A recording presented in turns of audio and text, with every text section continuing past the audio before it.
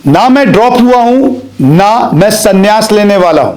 ये शब्द किसी और के नहीं बल्कि रोहित शर्मा के हैं, जो सिडनी टेस्ट मैच तो नहीं खेल रहे, लेकिन सिडनी टेस्ट मैच के दूसरे दिन जब रोहित शर्मा से पूछा गया कि वो ड्रॉप हुए हैं या वो खुद हटे हैं और क्या वो संन्यास लेने वाले हैं, उस पर हिटमैन रोहित शर्मा खुलकर बोले।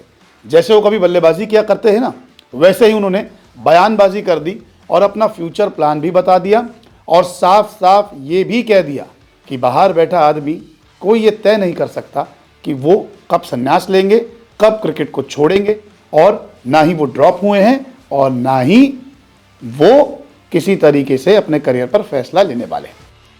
यानी कि साफ है, जो भी बाहर बैठने का फैसला है वो खुद रोहित शर्मा का है। रोहित शर्मा से जब मैच के बीच में इरफान पठान और कमेंटेटर जतिन सप्रू ने उनके ड्रॉप और हटने के बारे में पूछा तो रोहित शर्मा ने कहा कि कुछ नहीं, मैं खुद हटा हूं। मैंने सिलेक्टर्स और कोच से कहा कि मेरे बल्ले से रन नहीं निकल रहे हैं, इसलिए मैंने हटने का फैसला किया है। अभी रन नहीं बन रहे हैं, लेकिन इसकी गारंटी नहीं है कि 5 महीने बाद भी रन नहीं बनेंगे या 2 महीने बाद भी रन नहीं बनेंगे। मैं कड़ी मेहनत करूंगा। लैपटॉप, पेन और पेपर लेकर बाहर बैठे लोग ये तय नहीं करेंगे कि मेरा रिटायरमेंट कब होगा और मुझे क्या फैसले लेने होंगे।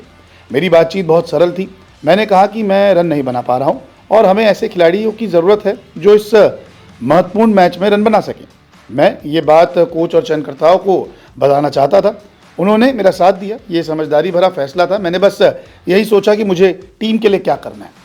तो रोहित शर्मा ने साफ साफ कह दिया कि जो टीम के लिए बेटर था वो उन्होंने किया, क्योंकि उनके बल्ले से रन नहीं आ रहे थे।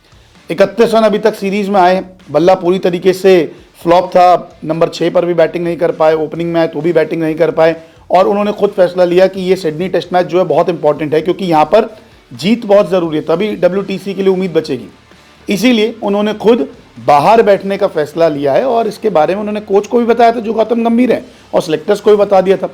तो इसमें कोई हैरानी की बात नहीं है। काफ़ी लोगों ने कहा कि अब तो संन्यास है, फेयरवेल मैच नहीं मिलेगा, रिपोर्ट सामने आ रही, लेकिन अब खुद ही रोहित शर्मा आगे आके बोल रहे हैं कि उन्होंने टीम के लिए जो बेस्ट था वो किया। उनको बाहर बैठना पड़ रहा था तो वो भी बाहर हो गए हैं, तो इसमें कोई समस्या नहीं है। इसके अलावा उन्होंने आगे भी बहुत कुछ कहा, जैसे कि संन्यास के बारे में उन्होंने कहा कि मैंने ये फैसला सिडनी में लिया था। मेलबर्न टेस्ट के बाद हमारे पास सिर्फ 2 दिन बचे थे, लेकिन ये मेरे दिमाग में चल रहा था। आपको कई बार इसे स्वीकार करना पड़ता है जब आप अपनी पूरी कोशिश करने के बाद भी रन नहीं बना पाते। मेरा खेल छोड़ने का कोई इरादा नहीं है। मैं सिर्फ इसलिए बाहर हूं क्योंकि मैं फॉर्म में नहीं। आप नहीं जानते कि भविष्य में क्या होगा।